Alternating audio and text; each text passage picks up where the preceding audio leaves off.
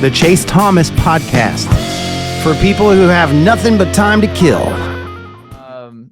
Ralph Scott, you mentioned him. Obviously, you're a big basketball guy, and I think this is a big get, because I think a lot of fans were just all eyes on Bo Ogden, obviously with the ties with Rick Barnes and his dad and everything, but it was always going to be a hard pull to pull him out of his dad's literally the general manager for Texas with Sean Miller. So I think Ralph Scott was kind of under the radar because he was just not on the radar of anybody the early part of the summer. And then he does some events and camps, and now he's at IMG, and he's from Bermuda, and Rick Barnes turns the heat up here over the last couple weeks, and they get their first commit here in the 26th cycle. But all I have to see in high school basketball recruiting, you beat Purdue and Houston for a kid. Like, it's just, all right, I'm in. Like, when you see, like, those are the two, especially Purdue is the one that, like, you really, really beat. I'm like, yeah, that'll work. That's my first thought. I'm like, I'm all in. I don't need to know anything else, Bob.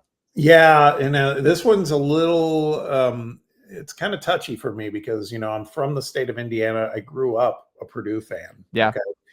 Because in Indiana, you're either Indiana University or Purdue, and usually it's Indiana. Purdue fans are the minority, but I've always loved Purdue.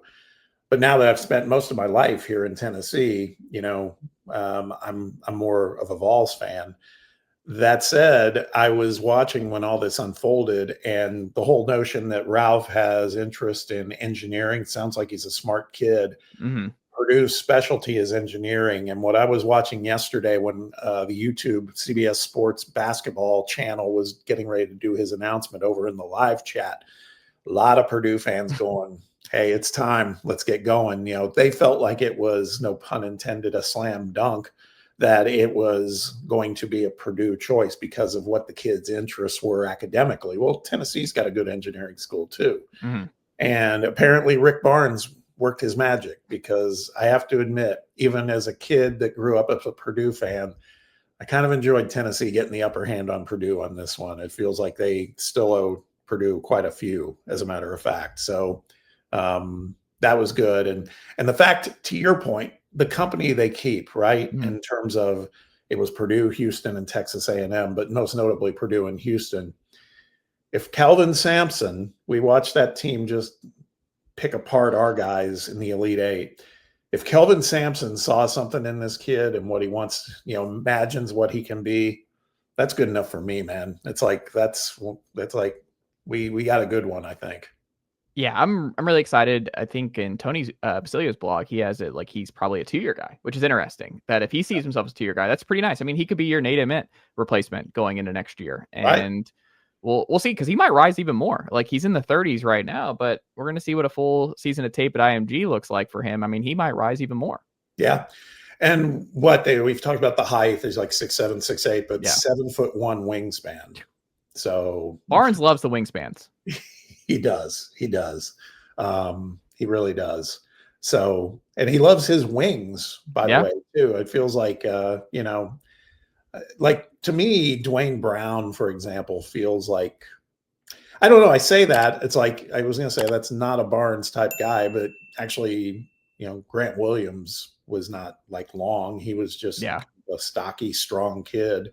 So I guess maybe I shouldn't stereotype too much, but it feels like a lot of times we're getting these recruits in there like 6'5", 6'6". It's like, I want more six in this modern era. I like more 6'10" guys, Well, he definitely loves Felix, right? Like, Felix is one of his guys. Like, he loves Felix's length, and he was just a play. Like, you knew Felix Akpar was going to be great for Rick Barnes. Like, he loves that. Yeah, exactly.